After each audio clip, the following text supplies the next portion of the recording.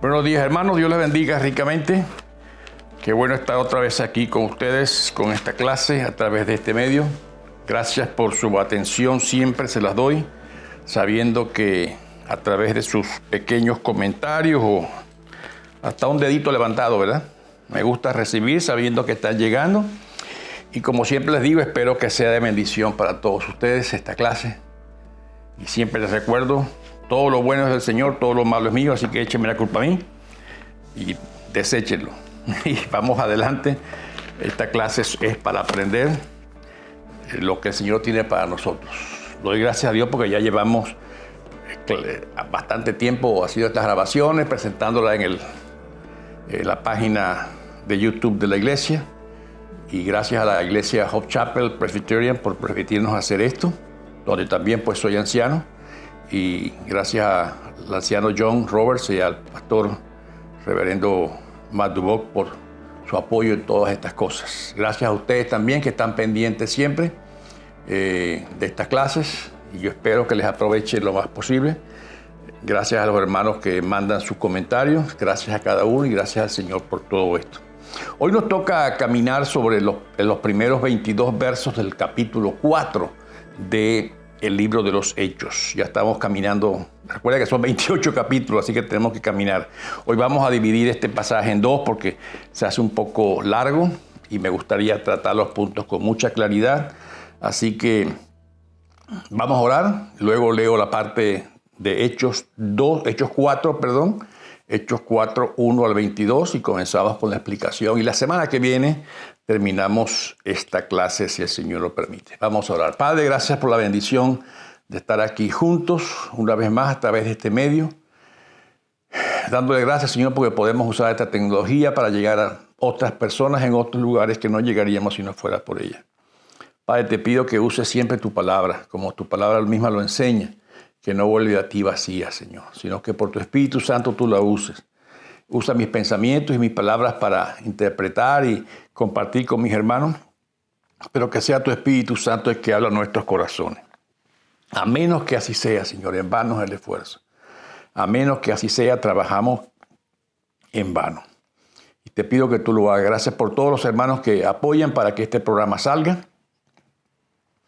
Y te pedimos, Señor, que tú sigas bendiciendo a la iglesia Hope Chapel en todos sus ministerios y que podamos seguir caminando, Señor, juntos de la mano para apoyar y lograr la gran meta, que es la predicación del Evangelio a toda criatura. Cada quien en su lugar, cada quien en su parte, por decir así, en su granito de arena, pero en ti, Señor, se hace un montón. Gracias porque tú puedes hacerlo. Gracias porque confiamos en ti. Y aún en medio difícil como el que estamos viviendo, Señor, ponemos en tus manos esta situación para que tú nos sigas guiando, dando el valor, Señor, y guiando por tu Espíritu Santo a hacer tu santa, divina y perfecta voluntad siempre. Gracias al hermano Jonathan también, Señor, bendícele por el trabajo que hace para nosotros a nivel técnico y pedimos que también sobre él sea tu bendición y su familia. En Cristo Jesús lo pedimos, Señor. Amén y amén.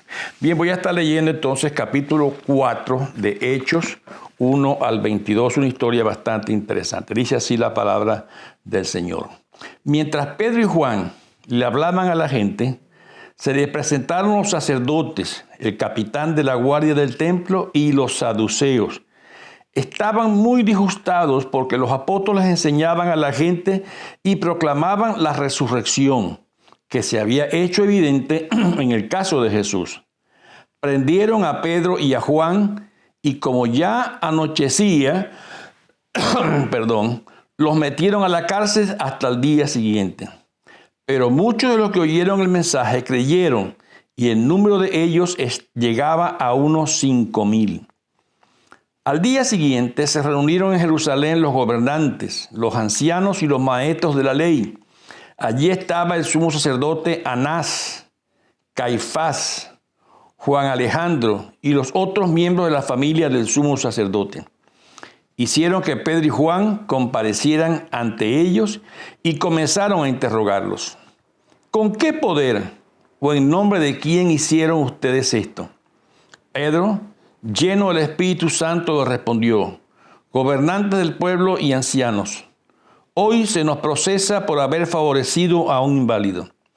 Y si nos pregunta cómo fue sanado, sepan, pues, todos ustedes, y todo el pueblo de Israel, que este hombre está aquí delante de ustedes, sano, gracias al nombre de Jesucristo de Nazaret, crucificado por ustedes, pero resucitado por Dios.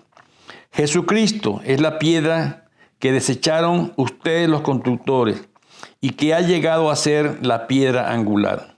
De hecho, en ningún otro hay salvación, porque no hay debajo del cielo otro nombre dado a los hombres mediante el cual podamos ser salvos.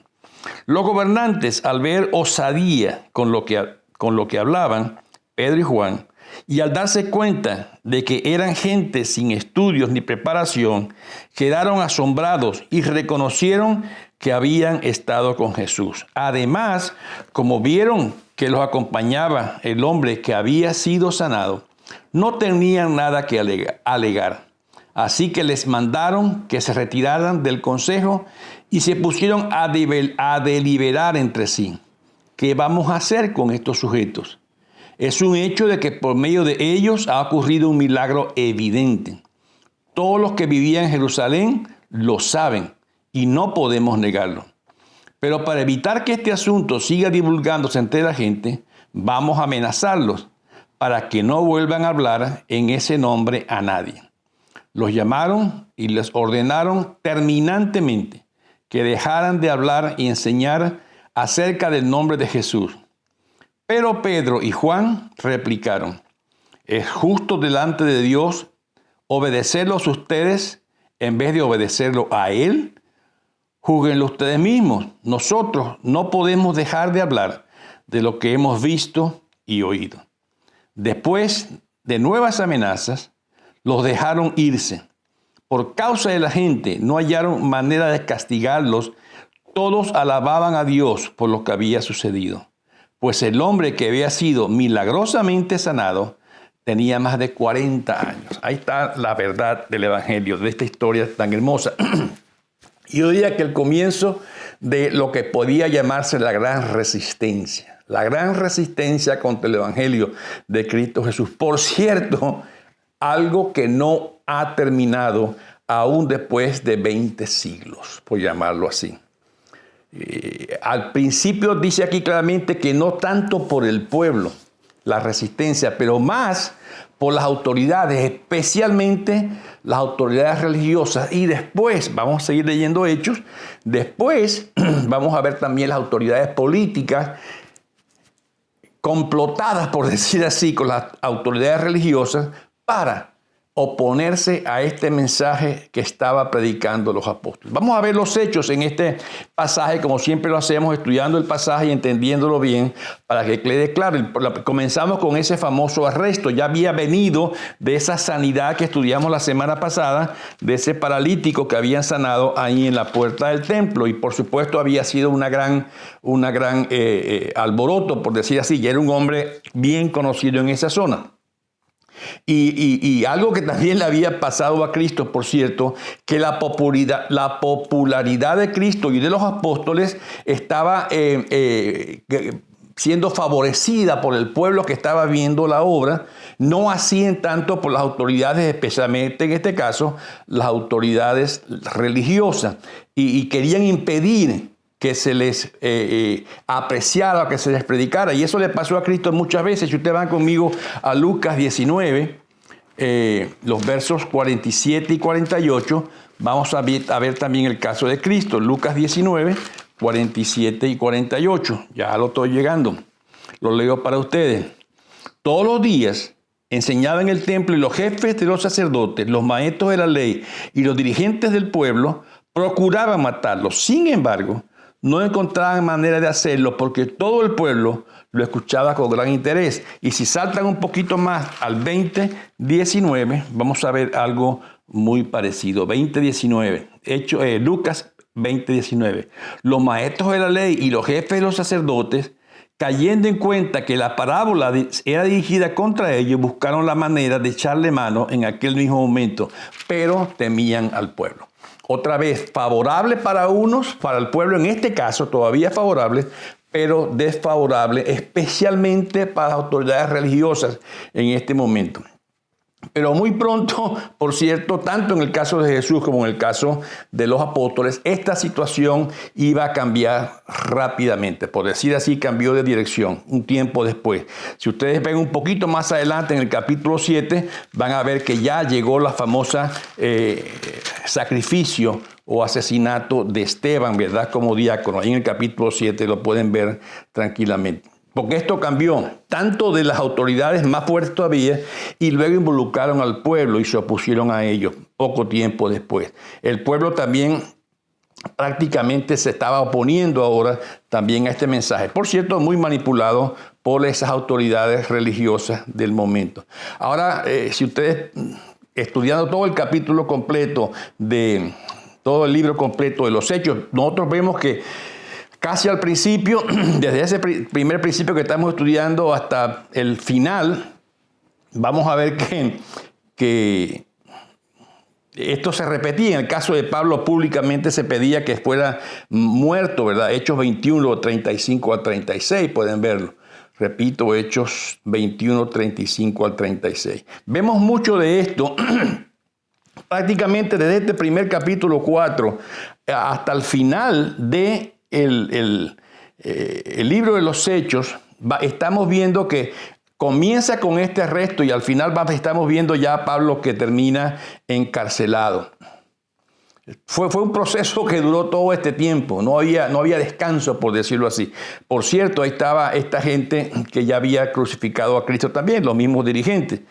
Lo que estamos viendo es que este tipo de situación se dio durante todo el libro de los Hechos, durante todos los primeros años de la iglesia, y repito, no ha terminado después de 20 siglos. Por cierto, quiero hacer un énfasis muy especial, que a pesar de eso, Dios siguió haciendo la obra y cumpliendo sus propósitos. Los discípulos libres o encarcelados seguían siendo usados por Dios a través del Espíritu Santo para seguir obrando lo que Dios quería que se obrara.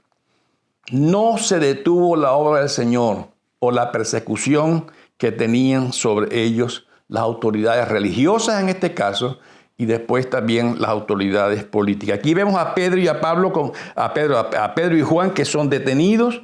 Estaban muy molestos las autoridades por el mensaje, como dice claramente donde leímos, el versículo 2, estaban muy disgustados porque los apóstoles enseñaban a la gente y proclamaban la resurrección. Ahí está el tema que les dolía a ellos, ¿verdad? Y sobre todo en el caso del Sanedrín, que es quien lo juzga, porque había pleitos entre unos y otros acerca de la resurrección. Chocaba con los saduceos y los fariseos en esta enseñanza clave de la resurrección. Así que había problemas no solamente con el mensaje, sino también entre ellos por la predicación. Y el juicio lo hace precisamente en ese grupo que llamaban el Sanedrín, donde había varios grupos mezclados y por decir así, estaban preocupados por lo que estaba pasando, especialmente por ese número de crecimiento tan fuerte que da aquí en el verso 4, que dice, y llegaban a unos 5,000. Recuerden que en ese tiempo, como dijimos la semana pasada, creo, contaban solamente los hombres del grupo, no se contaban las mujeres que estuvieran ahí. Así que estaban preocupados por el mensaje y estaban preocupados por el número de respuesta a este mensaje que estaban teniendo los apóstoles en su momento. Por eso los traen al juicio, ¿verdad? Del 5 en adelante empieza el juicio para ellos. Los tuvieron que dejar en la cárcel porque ya era de noche, no podían juzgarlo de noche. Y ahí vemos otra vez a Anás, el famoso veterano de muchos años como sumo sacerdote. Estaba Caifás también, que era yerno de Anás, casada con una de sus hijas. Y aparentemente, como dice claramente ahí en el versículo 5, lo veo para ustedes, se reunió en Jerusalén los gobernantes, los ancianos y los maestros de la ley. Allí estaba el sumo sacerdote Anás, Caifás, Juan Alejandro y otros miembros de la familia del sumo sacerdote. Parece que todo quedaba en familia en ese momento. Ahí había una gobernanza o un gobierno del Sanedrín basado en la familiaridad que tuvieran con Anás, que era el jefe mayor o el más viejo de todo ello, ¿verdad? Todo quedaba en familia. Por cierto, ese mismo grupo estuvo en el juicio contra Jesús. Así que ya sabemos qué clase de gente estamos hablando. Y la pregunta que le hacen a ellos, muy clásica, por cierto, entre grupos de liderazgo es, ¿con qué poder y en qué nombre ustedes hacen estas cosas? Les interesaba mucho el poder, les estaban desafiando, como decimos quizás en Venezuela, le estaban roncando en la cueva, le estaban destruyendo la fuerza que ellos tenían dentro de un pueblo y con un imperio que le tenían. Clave para nosotros es ver como en el versículo 8, después de todo esto, empieza diciendo, y Pedro lleno por el Espíritu Santo. Recuerden que estamos haciendo ese énfasis muy importante en este libro de los Hechos. Es el libro de la obra del Espíritu Santo en estos hombres y mujeres que Dios empezó a usar en esa época. Pedro, lleno del Espíritu Santo, y esa frase, por cierto, se va a repetir muchas veces en el libro de los Hechos, son siervos capaces o capacitados por el Espíritu Santo para una ocasión especial. Pero eso lo había dicho Jesús a ellos. No se preocupe cuando estén ante gobernantes, ante tribunales, porque el Espíritu Santo les va a guiar a hablar. Por eso le hacía mucho énfasis, capacitados por el Espíritu Santo para esa ocasión especial. Quizás podemos llamarlo con la unción del Espíritu Santo extra en ese momento para ser presentado con denuedo el Evangelio. Pedro y Juan se podía aclarar prácticamente que estaban a la defensiva en lo que estaba pasando, ¿verdad? Pero no se quedaron a la defensiva, salieron a la ofensiva y claramente los versículos 9, 10, 11 y 12 vemos a Pedro actuando ahora, como dice, lleno del Espíritu Santo, presentando un testimonio basado en las Escrituras, porque cita el Salmo 118, 22, cuando habla de la piedra angular, basado en las Escrituras, usando las Escrituras. Y por cierto, ese Salmo 118, 22 se convirtió en una cita muy importante para esa primera iglesia, mostrando cómo el propósito de Dios se había completado en Jesús. Y eso era clave para ellos, presentar a Cristo no como una casualidad, no como algo que había pasado, sino como algo clave e importante o como la clave o más importante dentro del propósito de Cristo Jesús. Por eso en ese versículo 12 claramente Pedro hace esa declaración. De hecho, en ningún otro hay salvación, porque no hay bajo el cielo otro nombre dado a los hombres mediante el cual podamos ser salvos. Era clave para ellos. Presentar a Cristo como el único medio de salvación. No había otra forma de salvación. Y yo diría que es un cambio de posición muy fuerte que la gente se enfrenta de salvo, de rebelde, a ser completamente aceptado por Dios. Y Pedro desde el primer principio y Juan presentaron esta verdad ineludible para todas las personas. No hay otro medio de salvación. Y en esa, por decir así, en esa premisa o en ese principio, tanto los cristianos del primer siglo como el resto de la iglesia hasta el siglo XXI debe estar firme. No hay otro nombre debajo del cielo en que podamos ser salvos, sino el nombre de Cristo. Y así lo hicieron ellos, presentando esa gran verdad, sin duda esa gran verdad para todo el pueblo. Y por supuesto llega la amenaza, ¿verdad? Llega la amenaza y la liberación después, pero sin olvidar la amenaza. El punto era que, como dice el verso 13, los gobernantes, al ver la osadía con que hablaban Pedro y Juan, y al darse cuenta que eran gente sin estudios ni preparación, quedaron asombrados y reconocieron, que habían estado con Jesús. Estaban asombrados por la elocuencia de ellos, eran analfabetos prácticamente delante del estudio de esta gente. No estaban académicamente ni profesionalmente calificados para esta misión, pero se dieron cuenta de algo. Esta gente había estado con Jesús. Esta gente había estado con Jesús. En Marcos capítulo 1, verso 22, dice así. La gente se asombraba de la enseñanza porque le impartía como quien tiene autoridad y no como los maestros de la ley. Ahí está Jesús enseñando en Marcos. Y ahora están sus discípulos haciendo lo mismo. Y se daban cuenta que esto que estaban pasando, que esto que estaban viviendo, venía directamente de esa permanencia con Jesús. Y ahora Lucas nos da esa base de ese mensaje que ellos estaban predicando, ¿verdad? Primero, lo estaban haciendo en la plenitud del Espíritu Santo.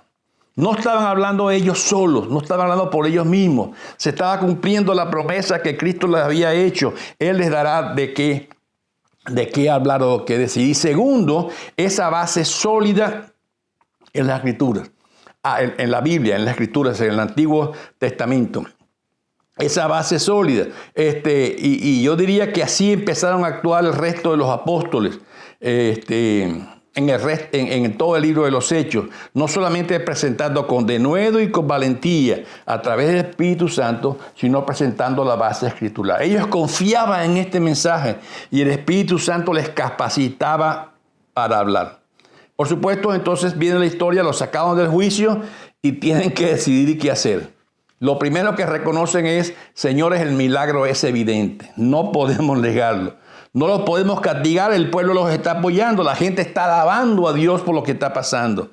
¿Qué hacemos con ellos, verdad? Y yo diría que hicieron lo que pudieron hacer. Y en el verso 18 nos narra que les ordenaron callarse y no hacer más declaraciones en el nombre de Jesús. Y por supuesto, ahí desde el versículo 18, 19 y 20, la respuesta que los discípulos están dando a ellos era muy clara. Los llamaron y les ordenaron terminantemente que dejaran de hablar y enseñar acerca del nombre de Jesús. Y Pedro y Juan les replicaron, ¿es justo delante de Dios obedecerles a ustedes en vez de obedecerlo a Él? Juzguen ustedes mismos. Nosotros, en el 20, nosotros no podemos dejar de hablar de lo que hemos visto y oído. Y eso prácticamente en ese versículo 20, tan sencillo que es, se basa el testimonio cristiano. El testimonio cristiano no es contar una historia de otros. Repito, el testimonio cristiano no es contar la historia de otros. El testimonio cristiano es contar mi historia. Lo que hemos visto, lo que hemos oído. Hay un famoso coro que, por cierto, vamos a tratar de terminar con él este video. Solo el poder de Dios puede cambiar tu ser. La prueba yo te doy porque Él me ha cambiado a mí. El testificar de Cristo no es otra cosa que contar nuestra propia historia. Contar nuestro propio testimonio, lo que hemos visto y oído. El mensaje de Jesús era digno de ser dado a conocer. Y era imposible callarle, leales a Dios y leales al mensaje importante que Dios les estaba dando. Por cierto, aquí entra un tema muy importante, que es el tema de la desobediencia. ¿Cuándo el cristiano desobedece a las autoridades? Muy polémico, por cierto. Y cuando entremos al capítulo 5, del 29 en adelante, vamos a hablar de ese tema, que repito, es un tema difícil de tratar, pero vamos a hacerlo de la manera más sencilla. ¿Cuándo el cristiano actúa en desobediencia a las autoridades? Vamos a hacerlo con mucho cuidado, ya que ha traído mucha polémica, especialmente en este tiempo es difícil de presentar, ¿verdad? El Sanedrín no se atrevió a castigarlos, pero los amenazaron una y otra vez, impidiéndoles. Pero recuerden una cosa, hermanos, el testimonio cristiano no es contar la historia de otros. Si tú no tienes una historia personal, difícilmente podrás dar testimonio. Por eso, el poder de Dios, solo el poder de Dios puede cambiar tu ser. ¿Cómo lo digo? Me cambió a mí. Así que esa es la historia que contar y al final cantaremos juntos ese coro. Ahora vemos la importancia aquí de un temita clave también, es hablar de la importancia de los números. Fíjense que narra ese número de 5,000, ¿verdad? Las cifras o los números. ¿Son importantes los números? Ahí en el versículo 4 lo narra. ¿Le interesa a Dios el número de convertidos? Y yo diría que creo que sí le interesan los números a Dios. No como un emblema de éxito, no quién tiene más. Por cierto, puede producir los números una actitud de triunfalismo y de competencia. Aquel tiene 3,000, el otro tiene 5,000, aquel tiene 4,000. Caer en ese triángulo de competencia y de triunfalismo era no acorde con el Evangelio, por cierto. No acorde con el Evangelio. Pero para Dios los números son personas quienes han sido rescatadas de una condenación eterna. Personas que han pasado de muerte a vida. Personas con nombre y apellido, con historias personales que han pasado de perdición a salvación. Son seres amados por los cuales Cristo murió. no son simplemente números. Hay una historia de una mujer que tenía bastantes hijos en su casa, lo había dado a luz bastantes hijos, y una persona llegó a su casa y le dijo, oh, ¿cuántos hijos tienes? ¿Cuántos tienes, por cierto? Dime cuántos tienes. Ella le dijo, bueno, tenemos a Pedro, tenemos a Enrique, tenemos a Santiago. Digo, no me interesan los nombres, me interesan los números. Y la respuesta de la mamá fue, en mi casa los niños no tienen números, tienen nombres.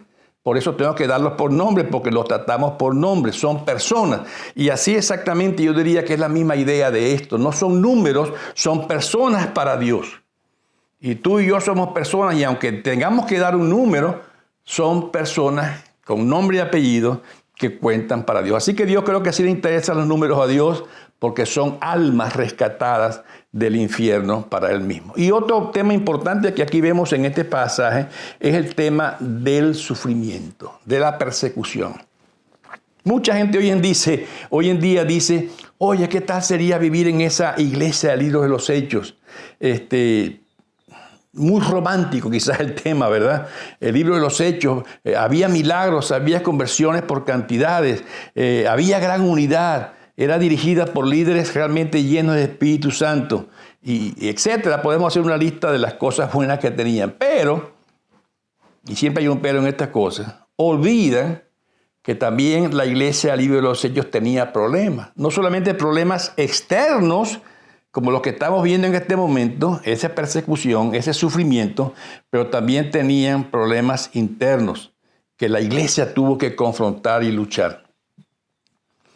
El tema de la persecución es fuerte en todo esto. Y yo diría que desde este capítulo 3 que está pasando, 4 en adelante hasta el capítulo 28, solo 3 de todos estos capítulos no nombran el tema de persecución entre ellos. Así que los que quieran vivir en la iglesia del libro de los Hechos, sepa que va a vivir una iglesia que era muy perseguida. Vamos a leer varios versos. Segunda Timoteo, capítulo 3, versículo 12. Vamos a ver lo que dice Segunda de Timoteo, capítulo 3, versículo 12. Así le narra Pablo este tema a Timoteo. Asimismo serán perseguidos todos los que quieren llevar la vida piadosa en Cristo Jesús. Asimismo serán perseguidos todos los que quieran llevar la vida piadosa en Cristo Jesús. Y uno diría, ¿por qué si quiere vivir piadosamente se les persigue, verdad? Jesús mismo lo dijo en el libro de Juan, capítulo 15, verso 20. Juan 15, 20. Lo dijo el mismo Jesús. Se me pierde el 20 siempre. Voy a leer el 19. Si fueran del mundo, el mundo los querría como los suyos. Pero ustedes no son del mundo, sino que yo les he escogido de entre el mundo. Por eso el mundo los aborrece. Recuerden lo que les dije, ningún siervo es mayor que su amo. Si a mí me han perseguido, también a ustedes lo perseguirán. Si han obedecido mis mandamientos, también obedecerán los de ustedes. Así que Jesús aquí presenta claramente la persecución, pero también presenta el éxito. Y hay muchas otras evidencias. El Evangelio, esa verdad de Dios, hermano, es un mensaje sumamente radical. Por eso debe proporcionar o llevar una reacción. Algunos quizás pasivamente, unos lo ignorarán, pero muchos se opondrán al mensaje. El mensaje del Evangelio toca intereses fuertes. Vean cómo empezó a tocar aquí los intereses religiosos de la época. Más adelante vamos a ver que empieza a tocar los intereses económicos de algunos, ya cuando sanan a una muchacha con un espíritu de adivinación, le tocó el bolsillo a otro. A otro después les toca la parte de autoridad, la autoridad política, por decir así, de época. El Evangelio toca teclas, botones muy fuertes. Por eso muchos se van a oponer. El libro de los Hechos nos desafía a nosotros a esperar persecución como un elemento imprescindible cuando obedezcamos las enseñanzas de Cristo. Primero, de estos líderes religiosos, ya lo vimos aquí mismo. Luego los tratan de menospreciar, en el verso 13 lo tenemos. Y si vamos un momento al libro de Corintios, Primera de Corintios, capítulo 1, vamos a leerlo de una manera rápida. Primera de Corintios, capítulo 1, verso 26, 27 en adelante. 1:26, Primera de Corintios 1:26 y 27 en adelante. Hermanos, consideren su propio llamamiento. No muchos de ustedes son sabios según criterios meramente humanos, ni muchos son poderosos, ni muchos son de noble cuna. Pero Dios escogió lo insensato del mundo para avergonzar a los sabios. Escogió lo débil del mundo para avergonzar a los poderosos. También escogió Dios lo más bajo y despreciado, y lo que no es nada para anular lo que es, a fin de que en su presencia nadie pueda jactarse. Pero gracias a Dios, gracias a Él ustedes están unidos a Cristo, a quien Dios ha hecho nuestra sabiduría, es decir, nuestra justificación, santificación y redención, para que, como está escrito, si alguien ha de gloriarse, que se gloríe en el Señor. Así es el Evangelio, hermanos. Repitan este verso, 1 Corintios 1:26 en adelante, para que entiendan que es Dios el que se lleva la gloria y no nosotros. Y eso choca. ¿Con qué choca? Por supuesto, con los sabios del mundo, con los fuertes del mundo. Recuerden, tengan en cuenta, Dios se mueve. Y las autoridades, tanto eclesiásticas, políticas, económicas, se remueven cuando Dios se mueve. Y les da vergüenza lo que Dios puede hacer con hombres y mujeres entregados a Él, llenos de Espíritu Santo. El mensaje del Evangelio es radical, no es sencillo, no es fácil llevarlo. Por cierto, el énfasis que aquí se hace es el del servicio. Y aquí vemos al Sanedrín, a estos miembros, por decir así, hombres muy sabios. Y no esperaban que esta gente inculta, como ellos mismos lo llaman, prácticamente iletrados, prácticamente analfabetas, pudieran tener ese nivel de conocimiento. Eran gente corriente sin estudios. Pero ¿qué es lo que Dios está esperando de sus hijos? No está esperando estudios ni grande sabiduría. Lo que está esperando es llenos del Espíritu Santo. Eso sí espera de nosotros. Dios nos dé la gracia de aprender mucho, de estudiar mucho, de sacar cualquier título teológico o cualquier título secular que podamos tener. Pero Dios necesita hombres y mujeres no con estudios en la cabeza, sino llenos del Espíritu Santo en el corazón. Que con osadía, no solamente con la llenura del Espíritu Santo, sino que con osadía, como dice el verso 13, presenten ese mensaje de resurrección. Un mensaje que ofendía, sí es cierto, pero un mensaje que ofrecía salvación. Aunque pudiera ofender, tenían el valor de hacerlo. Y yo diría que cuánto necesitamos hoy hombres y mujeres entregados a Dios con ese valor. Que tomen ventaja, otra cosa, que tomen ventaja de la oportunidad que se les presenta para hablar del Evangelio. Aquí vemos a don Pedro y Juan que no era que querían salir corriendo del problema. Ellos querían aprovechar la oportunidad para proclamar el Evangelio. Y vamos a ver que es una situación muy común con los otros apóstoles, también aquí en el libro de los Hechos, en las historias que se nos cuentan, ¿verdad? El Evangelio, hermano, es importante. El Evangelio no deberíamos desaprovechar ninguna oportunidad para compartirlo. Y más bien, como dice la palabra, buscar la oportunidad para hacerlo. Algo clave también entre ellos y Pedro y Juan, entre Pedro y Juan, era la similitud con Jesús. Esta gente, se dieron cuenta ellos, se parecen a Jesús, anduvieron con Jesús, estaban relacionados con Jesús. Clave también para nosotros hoy, ¿verdad? ¿Cuánta gente nos puede decir que hemos andado con Jesús? O que caminamos con Jesús, o que seguimos a Jesús. Audacia, milagro, conocimiento de la Escritura profunda para poder usar en el momento que se le daba, que se le presentaba. La lealtad a Dios, 19 y 20.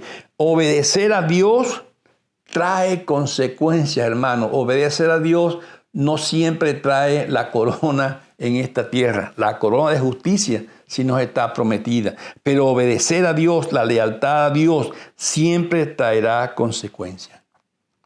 También vemos a estos hombres que había una confianza completa en el Evangelio. No podemos dejar de decir lo que hemos visto y lo que hemos oído.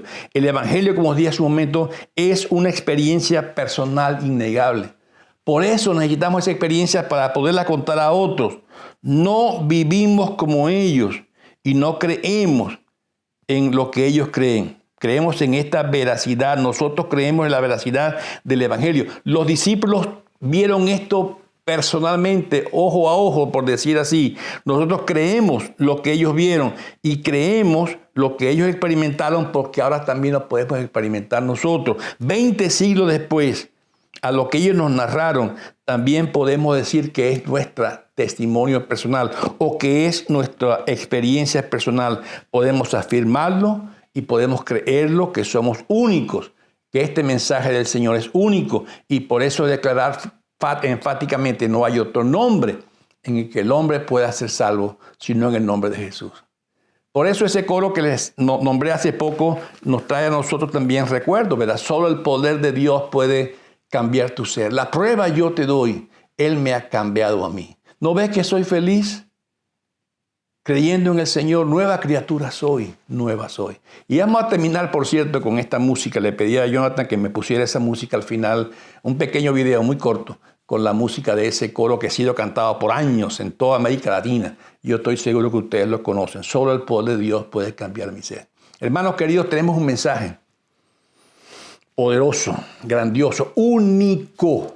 No hay otro nombre en el que podamos ser salvos, sino en el nombre de Jesús. Gracias por su atención, gracias por este tiempo. Jonathan, vamos a poner el video entonces para terminar con este hermoso coro, y que el Señor siga bendiciendo tu obra, tu vida y tu ministerio en todo lo que haces, pequeño o grande. Ahí donde Dios te tiene, es tu ministerio. Cuenta tu testimonio, cuenta lo que Dios ha hecho por ti, cuenta las maravillas que Dios ha hecho por ti, y la gente va a rechazar alguna, va a creer otra, pero Dios traerá, como lo hace aquí en el libro de los Hechos, añadirá a la iglesia los que deben ser salvos. Vamos a orar y luego ponemos el video, Jonathan, por favor. Gracias, Padre, por la bendición de estar presentes en este tiempo, de tener este mensaje tan hermoso, de tener al Espíritu Santo con nosotros, que nos capacita para dar este testimonio. Y te pedimos que tú nos hagas esos hombres y mujeres de valor el día de hoy, en el siglo XX, para llevar este mensaje adelante. En Cristo Jesús lo pido. Amén y amén. Dios le bendiga ricamente, hermano. Hasta la próxima.